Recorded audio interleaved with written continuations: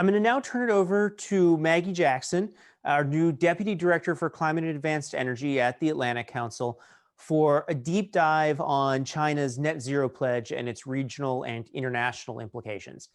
Maggie spent the last few years in Tokyo and Beijing, and we are so thankful and lucky that she joined our team in August. Though most of our team has yet to meet her in person due to COVID-19, and I actually just met her in person for the first time last week. She really has made an outstanding impact.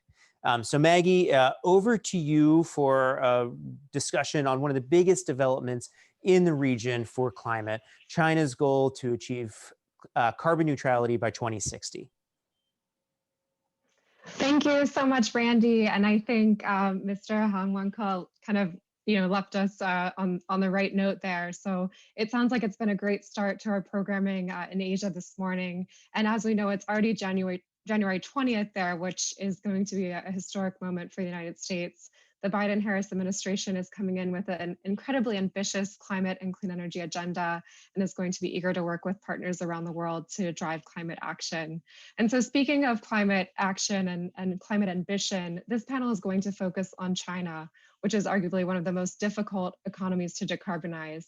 And we're going to talk about its path to carbon neutrality. We're delighted to have colleagues joining us from Beijing for this timely discussion here right before the Chinese New Year, and as Chinese leadership finalizes the details for the 14th five-year plan and starts to develop China's new nationally determined contribution, which is going to shape the near-term domestic energy policy agenda.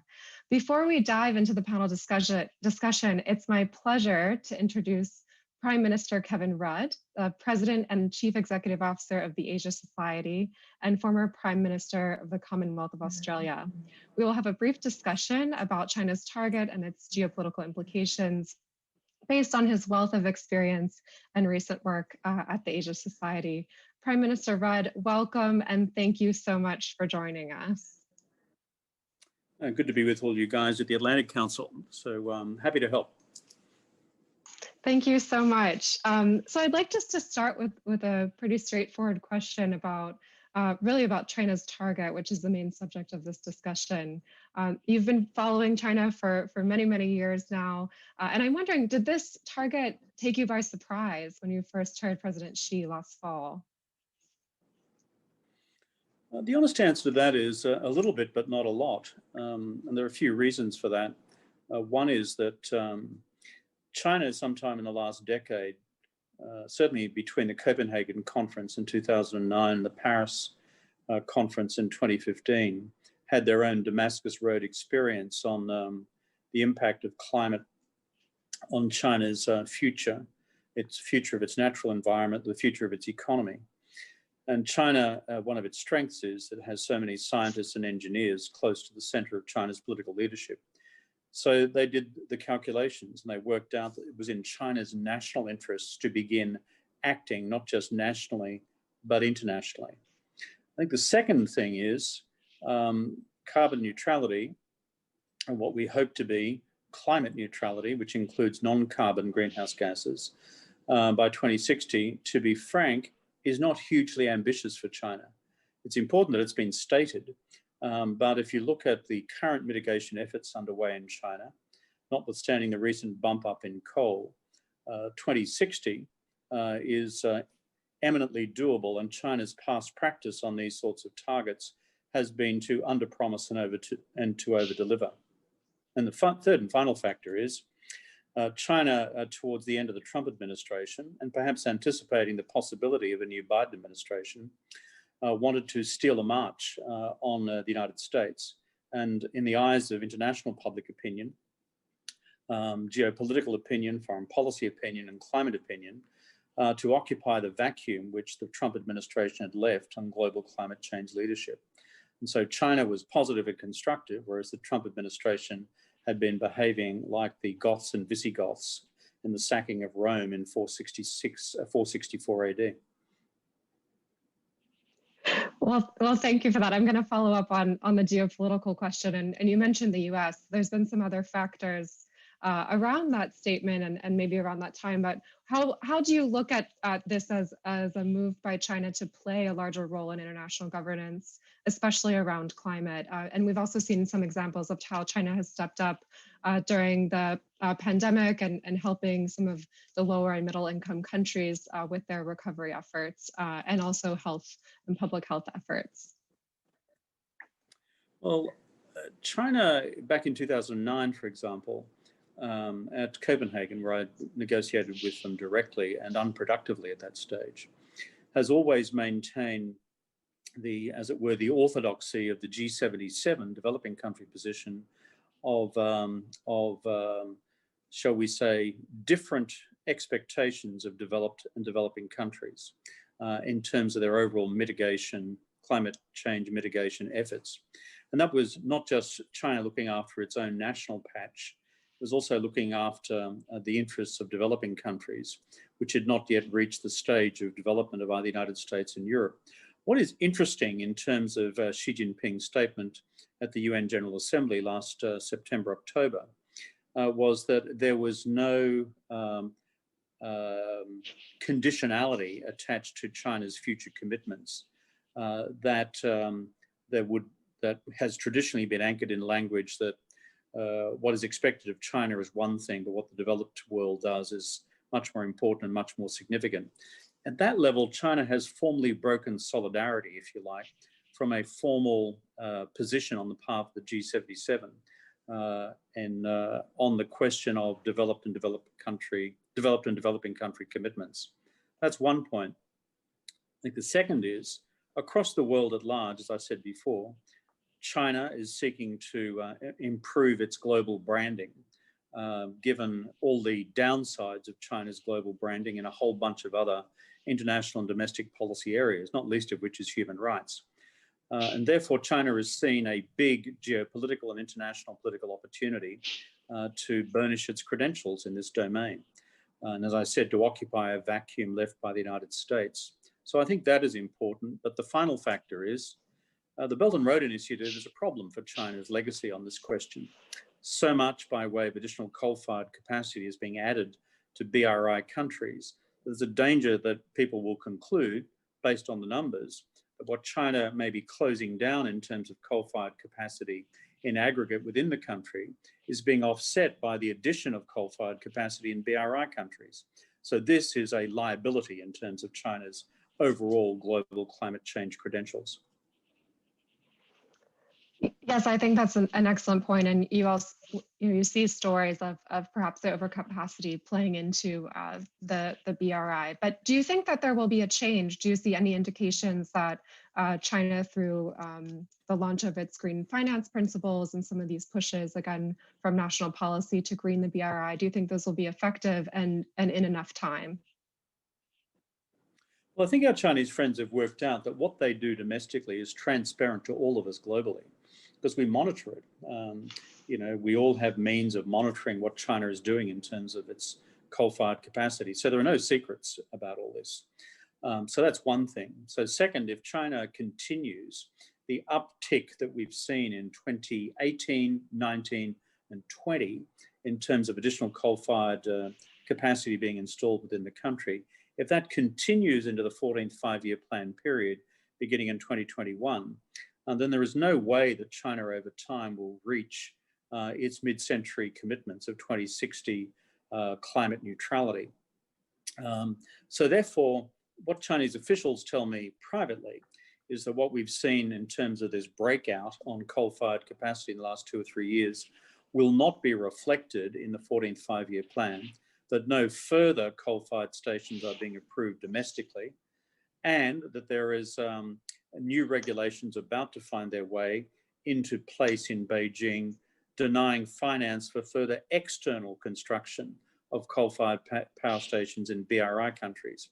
If the latter is the case, then of course that brings into stark relief the current funding policies by both China, by Japan and South Korea, who have in the past provided significant levels of soft finance for coal-fired capacity elsewhere in the world as well.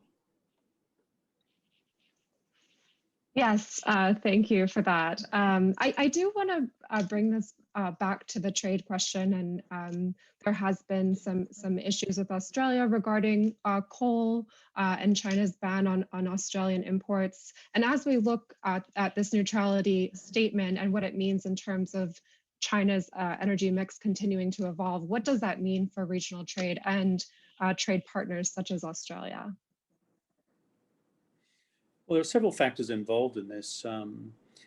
In aggregate, we've just had a discussion about China's mid-century targets, that's 2060, being climate neutral. And in our internal conversations with our Chinese friends talk about neutrality, net neutrality across all greenhouse gas categories, not just carbon dioxide. But where the rubber really hits the road is what China now does in terms of its own NDC, or nationally determined commitment, through to 2030. And within that, what will China's real ambition be to achieve carbon peaking in this decade? The mathematics suggests the following.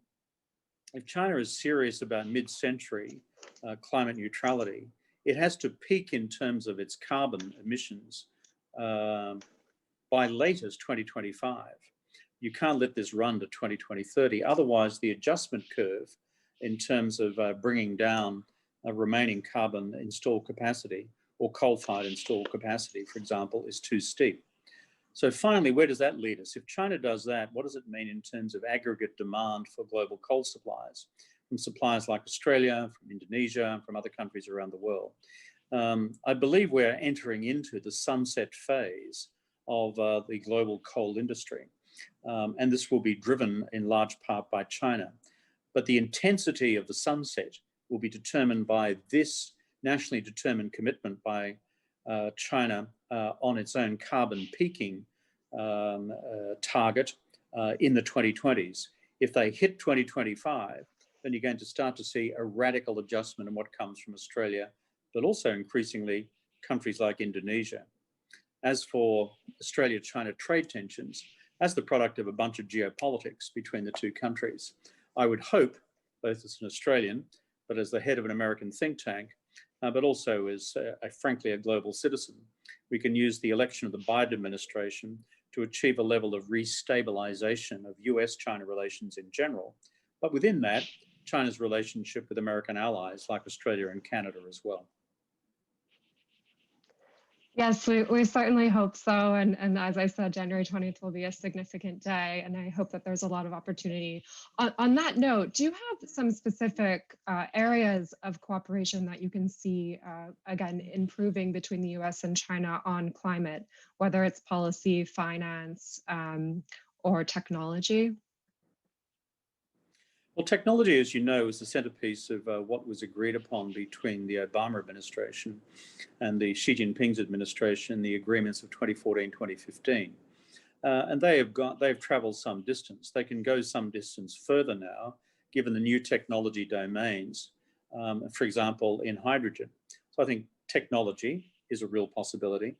Finance, I think, is a critical domain, because if Chinese soft finance at home and abroad continues to be applied to hydrocarbons and or by the United States, so I think that is much less probable now, then frankly, the world continues to be in a lot of trouble.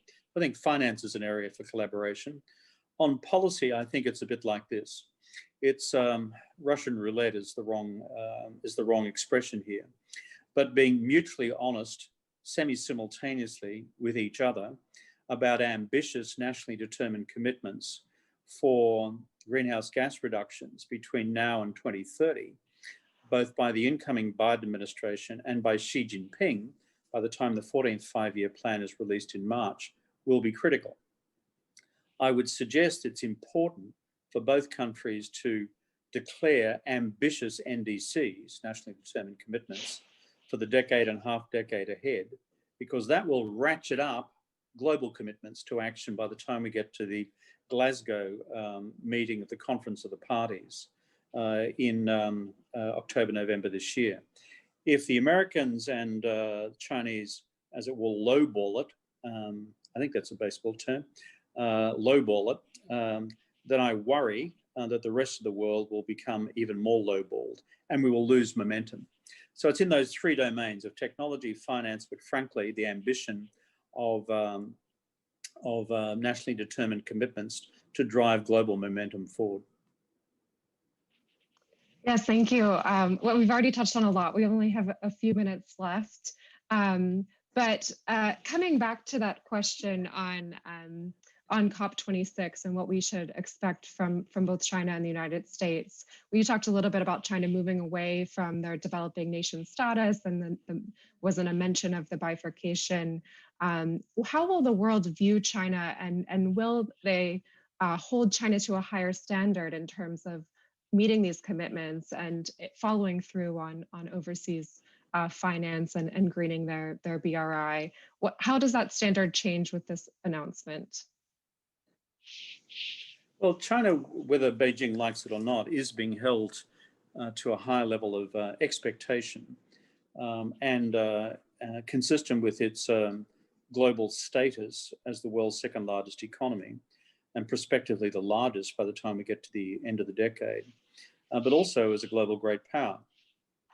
China can no longer pretend that it's a developing country. China in 2021 has already declared to itself domestically that it has achieved middle income status. And therefore, the rhetoric of being a developing country no longer applies. I'd say to our friends in Beijing, when you start planning to put a man on the moon and to launch a mission to the dark side of the moon, and all sorts of other initiatives in space, in terms of global public opinion, nobody any longer believes that China is a developing country, whatever the statisticians may concoct. So therefore, given all those factors, the reality is that these expectations will be considerable from the rest of the international community. Secondly, for Beijing to understand that in the world of measurement, nobody can cheat. So what gets put out there into the atmosphere, we all know about it. My country, Australia, which has performed very badly under the current Conservative government on climate change action, this is known to the international community, not just by public policy statements, but by the machinery of measurement of carbon emissions and greenhouse gas emissions into the atmosphere. Well, multiply Australia by about 12, and that's China. And therefore, China needs to know that whatever it does will be known semi-simultaneously to the international community about whether it's honoring its commitments or not. But the final reason why I think China on balance will do this goes back to simple enlightened self-interest. China has worked out in the tradition of science and engineering that unless they bring their own greenhouse gas emissions under control, unless we keep global temperature rises within 1.5 degrees centigrade this century, by stabilizing emissions at 350 parts per million, then the bottom line is the environmental consequences for China will be catastrophic. The extreme weather consequences will be catastrophic. Extreme flooding, extreme drought, the impact on agriculture, the impact on internal migration, etc., coastal inundation. So therefore, China wishes to avoid that. I think the debate for the 21st century will be, as China enters into the global solution space, what then happens with the next most populous country in the world, and about to become the most populous country in the world, India, in terms of its climate performance in the future.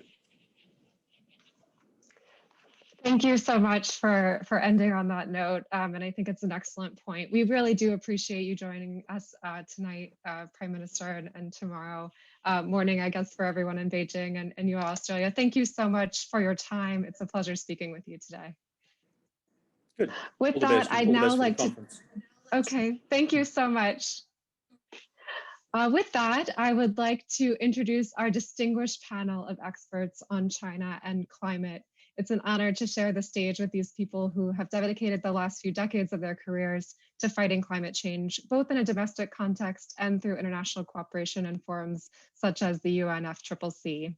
First, we have Ms. Amy Myers-Jaffe. She's the research professor and managing director of the Climate Policy Lab at the Fletcher School at Tufts University. We have Dr. Pan Jiahua, Director, Institute of Eco-Civilization Studies at the Beijing University of Technology. He's also a member of the academic board of the Chinese Academy of Social Sciences and member of the National Expert Panel on Climate Change for the People's Republic of China. We have Mr. Todd Stern, a non-resident senior fellow with Brookings Institution and the former US Special Envoy for Climate Change, the US Department of State. And finally, Dr. Zhang Xiliang, professor and director at the Institute of Energy, Environment, and Economy at Tsinghua University. Thank you all for joining us. I would also like to remind our audience with us tonight that they can submit questions through the conference application, and we will incorporate them into the discussion. So following up on Prime Minister Rudd's last point, Professor Pan, I would love to start with you because I know you're an economist by trade. And I'd like to ask, what are the economic implications of the carbon neutrality statement in China? And what is the market perspective for decarbonization? I know we've kind of spoken about this before. If you could start there, that would be great. Hi, good morning or good day, everybody. Well, it's very much a pleasure. I think that is a very good question. The carbon neutrality by the middle of the century for China, at the very, well, some 10 years earlier, people would say that that was a burden. And now we have a consensus that it is an opportunity. Opportunity for employment, opportunity for growth, opportunity for transformation of the society. Because China, we have the environment has been heavily damaged by coal burning, and the ecological degradation is the case. And then if we go to carbon neutrality, and then all the pollutants will be removed. Simply, we have no burning of coal, and the consumption of oil will be substantially reduced as well, and all will go to purely renewable energy resources. And also, we have a very ambitious target for reforestation and the forest ecosystem management. And then we have carbon sinks, and then that would help to improve the ecological situation. And all together, I think that we have, the potential for further growth of the economy and also for improvement of the environment. I think that is good for China and also good for the global climate. Yes, I absolutely agree. And I'd just like to ask a follow-up question about how are you seeing industries, especially heavy industries in China, reacting to this? And do you see kind of a shift there in how they're thinking about the future of their business model? And also, what are you seeing from a consumer perspective in terms of changing consumer behaviors? Right. Well, this is a very good question because in China, steel is a wood factory, and we have heavy industries, very energy and carbon intensive materials industries like steel. Because this, well, not this year, 2020, the historical record of raw steel production reached over 1 billion tons of raw steel, over half of the world total. And also we have cement, we have construction materials. I think that this we have to. I think that the good news is that for one thing, the capacity has been full, and there will be no need to further increase the capacity. And then we have technological progress and more efficiency will be arrived. And then you see for the same level of production and the emission and the energy consumption will be reduced. And then we have a shift of electricity, in particular, as you can see from the pledge by Chinese President Xi Jinping, in 2020, in 10 years, we're going to have some 800 gigawatts of solar and wind capacity installed, and then the energy will be zero carbon, will be carbon free. So this, I think that in this regard, I'm very much confident that even for these heavy industries, they go green and less carbon intensive, there'll be no problem at all. And then from the consumer side, I think that the Chinese are more and more aware of the challenges, and more and for the buildings, energy efficiency buildings, I think that very effective, and for lighting, everything is somewhat, you have all, the lighting, that's LED, so very energy efficient, and also distributed systems of energy production and supply. On top of the roof, you have, all the solar PV panels, and then you can have carbon-free energy. And also, so I think that even for the selection of consumer goods, you can see in China, China is the biggest producer of purely electrical vehicles. In 2020, over 1.5 million of purely electrical vehicles on the market, and by 2025, we're going to have over 5 million or 6 million of purely electrical vehicles, and that is now very popular in the Chinese market, and the people, get rid of the gasoline vehicles and turn to purely electrical carbon-free vehicles.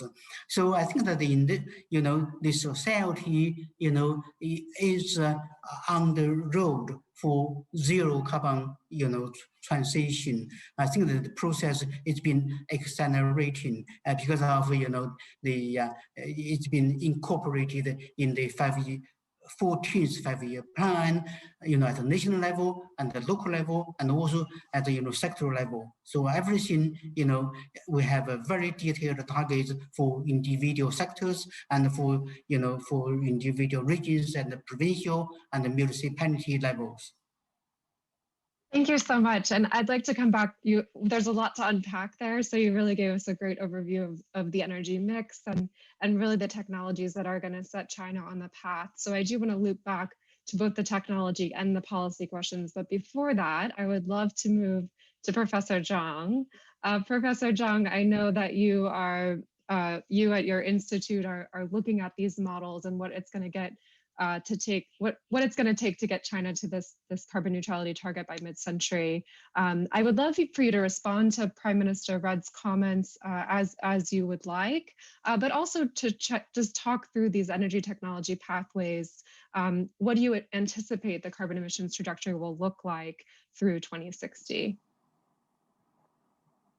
Thank you very much. Yeah.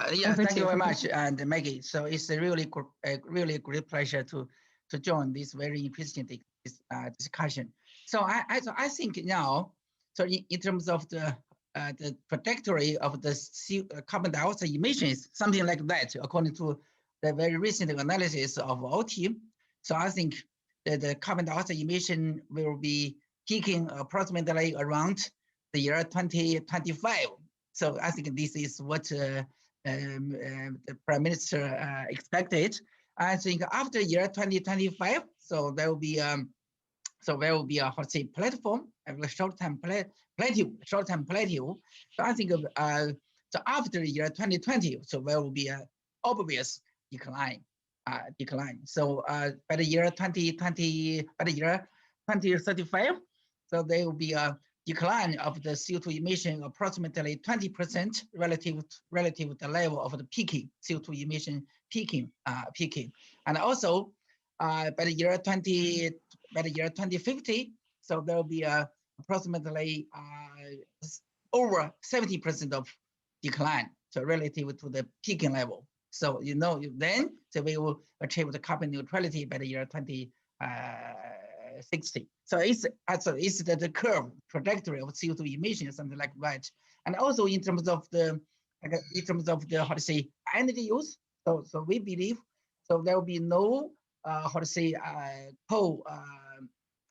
will be no increase in the coal use. So during the next 5 year the plan, and also there will be a obvious declining. So after the year 2025. So for the coal uses, and of course, so there will be a very sharp, there will be a radical declining. So after year 2035, so for the coal uses, and also it's very likely the oil consumption will peak around the year 2030, and also the natural gas use will peak around the year 2025. So it's something like that, and also just as President Xi mentioned that. So now the contribution from the renewables and the nuclear, that's non-fossil fuels, will be approximately 25% by the year 2030. So and also we expect the nuclear and the renewable, that is the fossil fuels, will contribute approximately over 80% of total energy supply by the year 2060. By the year 2060 to achieve the carbon neutrality. So that means we really need to deploy much more to renewables. So in addition to the renewables, we also have to introduce, the carbon capture sequestration, and also the biomass energy capture and sequestration. This is also a negative CO2 emission. But also we also have to introduce the direct air capture technology. So I think these are also the negative technologies, and also, so I think to address the carbon neutrality the issues, we also need to use hydrogen, and also there is need a radical technology. There is a need a breakthrough for the technology. For example, so in the steel sector, so but in the future to achieve the net zero CO2 emission steel, so we also need to introduce hydrogen, and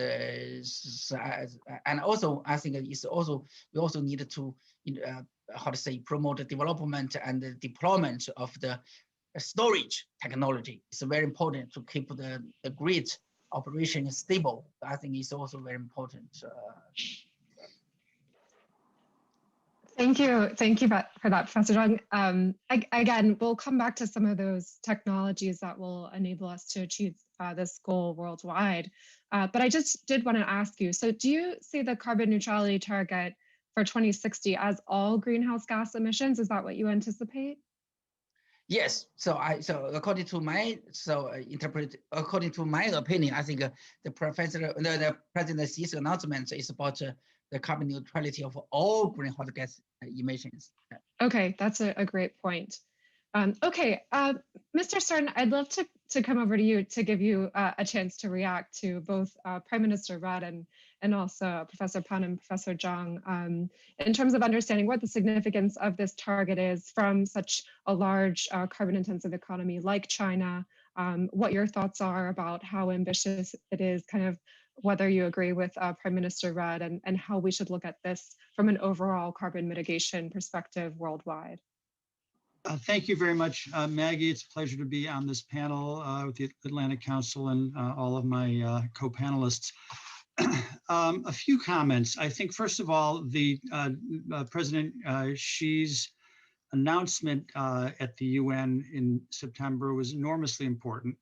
I was certainly surprised. I think many people were.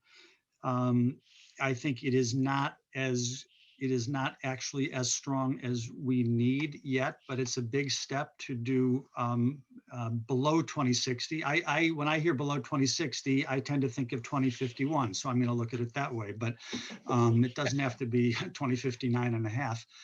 But it's a big step, and I think one that people were not generally anticipating.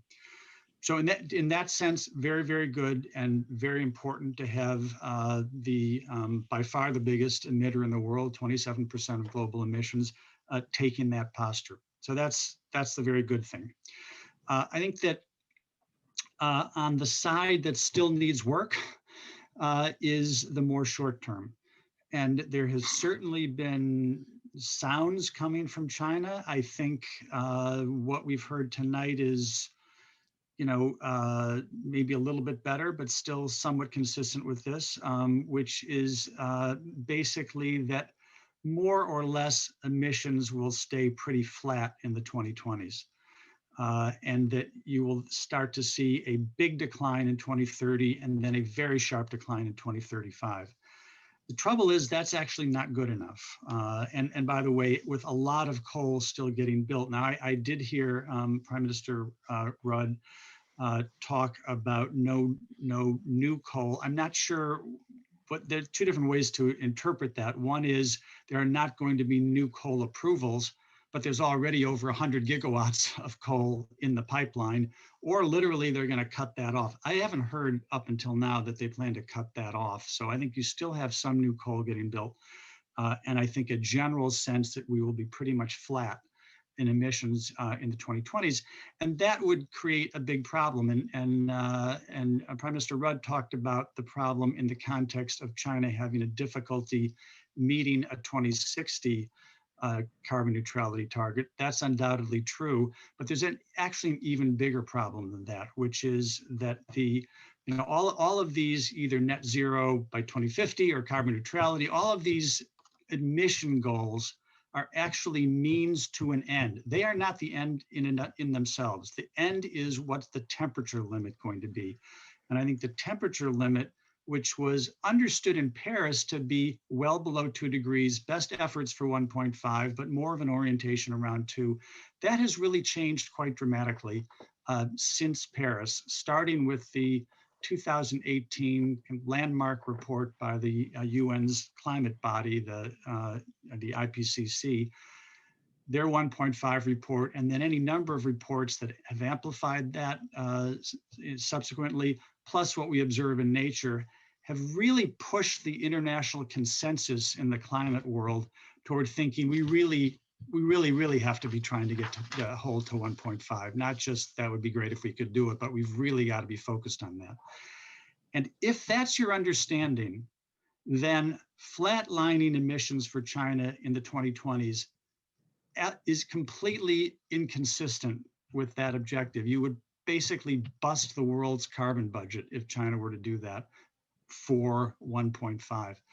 And similarly, the goal of 2060, much better than a later goal, but it's actually, as I say, not good enough. So I think on the one hand, huge applause for China to have taken that step, but on the other hand, it's difficult, but it's going to be difficult for everybody to take the steps that are needed. And I don't think you may be planning to come back to these kinds of issues later in the conversation, but I don't think reliance on the kind of old principles that have been cited so often in the narrow context of the climate negotiations, the UNFCCC, that's not going to be availing if the world is starting to get in serious stress, needs China to do a lot more, and China is not doing more because they're relying on this or that interpretation of an agreement. So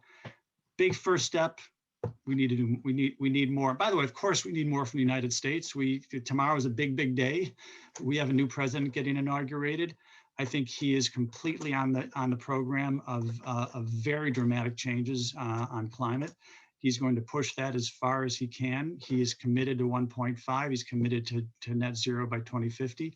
He's committed to 100% clean electricity by 2035. It's going to be hard to do all those things, but he is certainly going to be pushing an administration which has an absolutely A+ climate team in that direction. Thank you so much, Mr. Stern. And yes, it is an incredible feat for China, if we're looking at 2060, to achieve carbon neutrality only even 10 years after the developed world. But we still, as a world, need to be doing a lot better, both from the China perspective and also from the United States. So hopefully this can be a year of increased ambition. I will give Professor Zhang and Professor Pan a chance to respond to those remarks. But first, I would like to go to Ms. Jaffe. Thank you so much for joining us. And kind of along the lines of what Mr. Stern was talking about, towards the end in terms of we've talked a lot about technology, about opportunities for cooperation. Your lab has done a lot of work on mission innovation, which is a multilateral platform, which could be a great place to kind of start as we try to rebuild this US-China climate cooperation. Could you talk about that opportunity that China has to work with other countries such as the US on climate technologies through platforms such as mission innovation?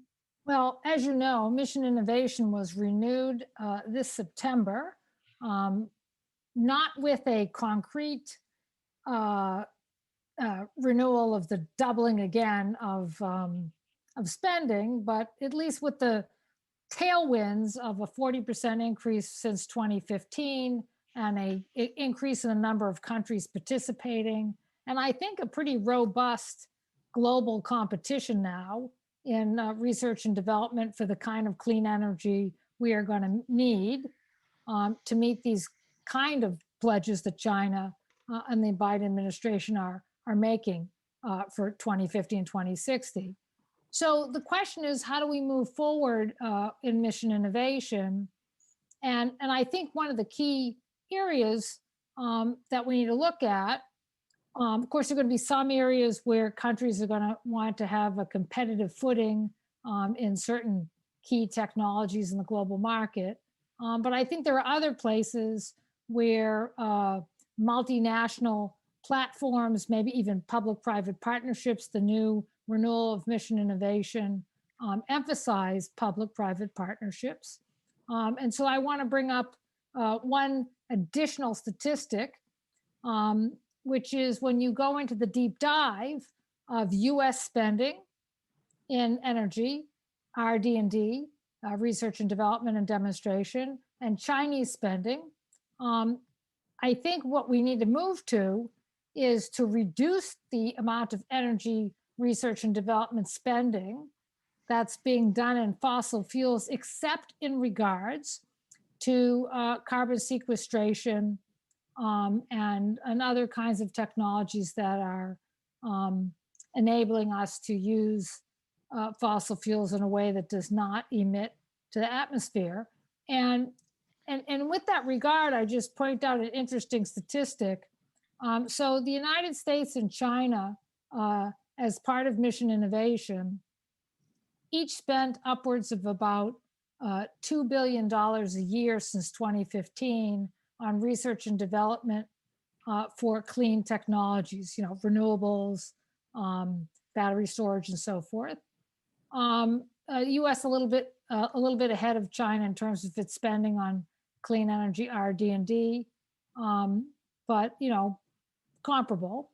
The big difference, I think, is that the U.S. Department of Energy does not spend that much money anymore on petroleum RD&D, but in China, whereas I mentioned that the United States and China are each spending $2 billion in RD&D each year, which is excellent.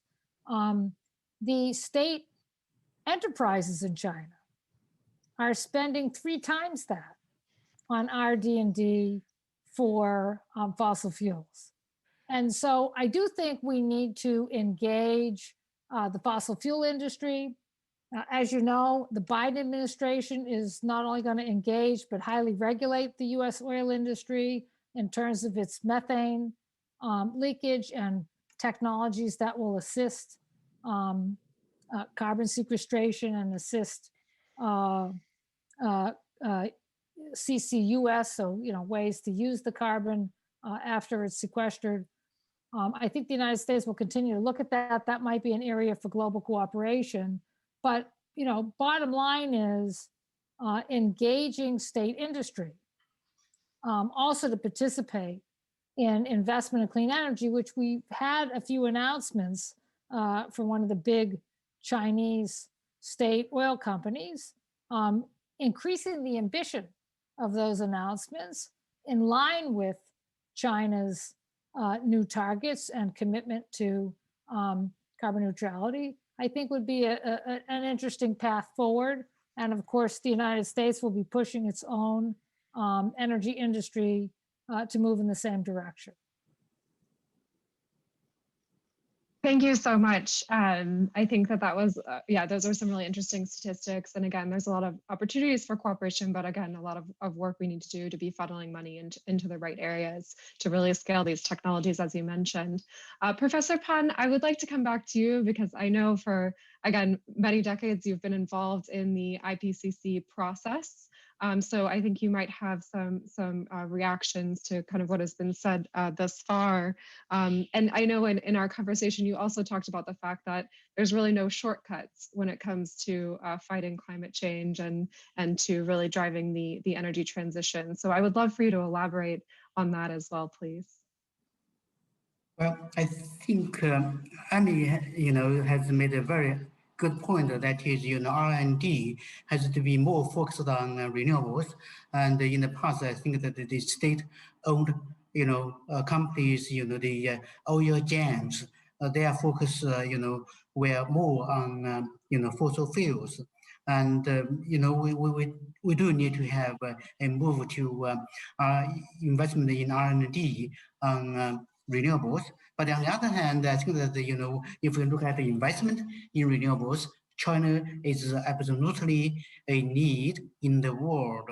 So in this regard, I think that, we should, put more and more investment in renewables so that, the deployment of renewable energies can be a reality. And the other, is not only on renewable resources, but also on storage. This is also an important area.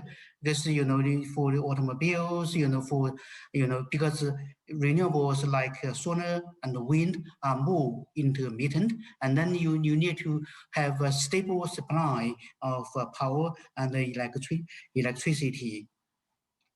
I think that you are right, Margaret, because for carbon neutrality, absolutely we need to. There's no shortcut at all. The only thing is that zero carbon emissions, carbon-free technologies, carbon-free industries, and carbon-free consumption. Everything has to be carbon-free, and I think that the good news is that the renewable resources are on a very rapid increase in China and also, of course, in the world. And but the problem is that only renewables are not enough. We need to have the consumables and durable goods. They must be carbon free as well. So in China, as I mentioned earlier, automobile sectors, we have to make a big shift because currently we have some 30 million automobile production capacity, and then we have a plan by 2035 the majority of the market automobile market will be purely electric. But now we need to accelerate the pace, otherwise it will be too late. And the good thing is that in the United States, I think that they have made it clear, as Mr. Stan suggested that they are going to keep 1.5 degree target, and they are going to carbon neutrality by 2050. I think this is good news. That this would be a good foundation for China and the United States to come together to push the process, because United States is more advanced and China is willing to work together on renewables, on storage, on everything. And of course, we can work together on other developing countries as well, so they do not have to go to higher carbon. So in this regard, I think that we must have confidence that the targets will be achievable. But on the other hand, I think that you are also suggesting that the coal in China is a real, a big problem. It is, currently the share of coal in the energy mix is 57%, and the world average is something only 25%, in the energy mix. And then if we reduce 2% a year, we need to do some 30 years to get rid of coal. So this is a huge challenge. The problem is that in China, the newly invested thermal power is super critical, power plants, highly efficient, very capital intensive. And then, their lifetime will be go over 2050. So this, is also very costly transition, to get rid of coal.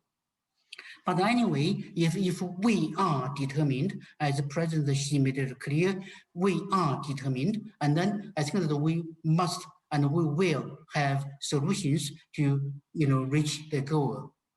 Thank you so much, Professor Pan.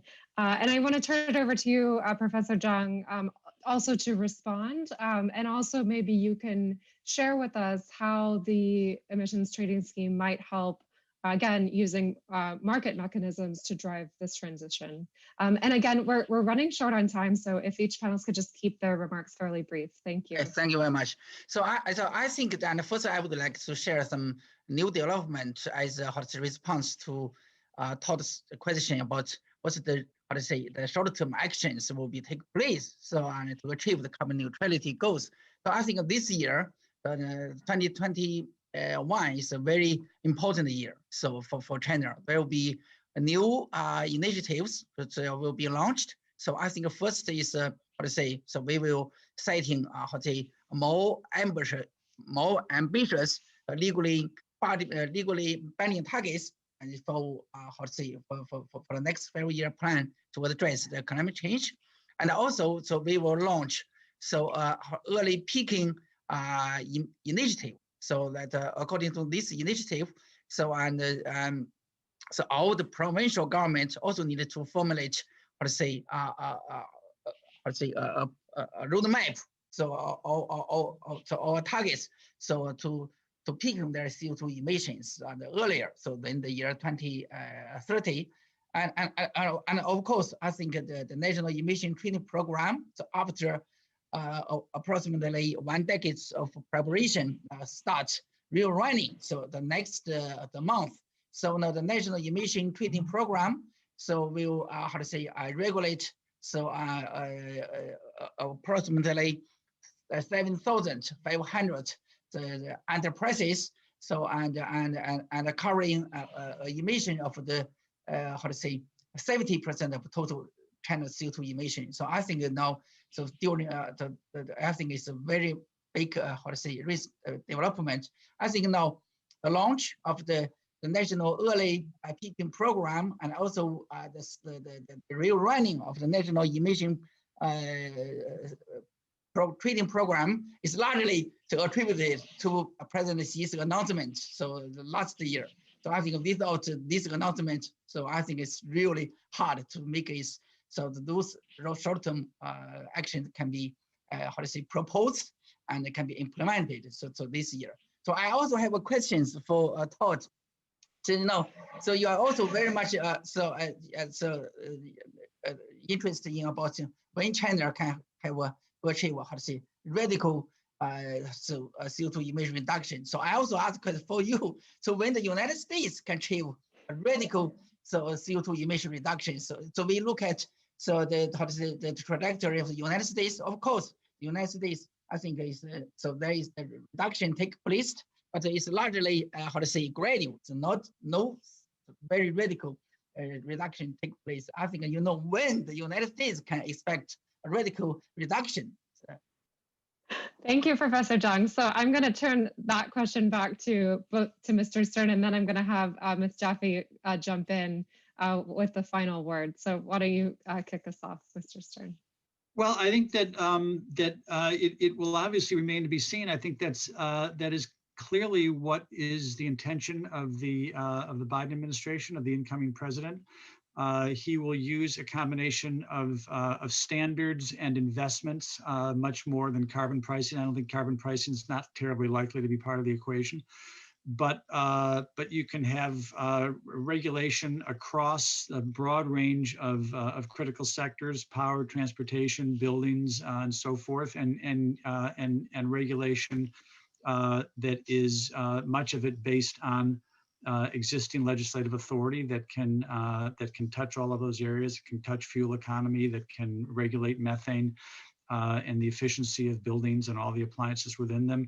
I think you're going to see a very aggressive move on the part of the United States. I think you will see an NDC, a new target for 2030. My guess is by probably in the spring. It'll take a little while to put it together, but I would be surprised if you didn't see a very, very aggressive target there, and one that is consistent with the net. I think you will see one that is consistent with the net zero plan for 2050, which again itself is consistent with the 1.5 target. So Professor Zhang is completely right in understanding that that all of these kinds of efforts are extremely difficult, and we in the United States don't, unfortunately, have the kind of political support across the board that you find in a place like Europe. We have a lot of support, a lot more support than we used to. But I think I'm actually optimistic on the degree to which the United States is going to be able to drive very dramatic change quickly. Thank you so much for that. And over to you, Ms. Jaffe, if you could, we have a few minutes left, if you could just elaborate on that, and again, anything else you'd like to share with the group. Well, I know that our Chinese partners have worked with me in California, and you do know that California had some difficulties with the Trump administration, but we expect those to be reversed. And I do think that what you're going to see in the United States is the Biden administration is going to get momentum from the states, from the local states and municipalities. And you're going to see that with a tremendous acceleration in deep offshore wind on the East Coast. You're going to see California, which has matched China with its ban on IC engine cars by 2035. So I think a lot of those policies are going to help the United States, even if this administration has trouble pushing things through the American Congress.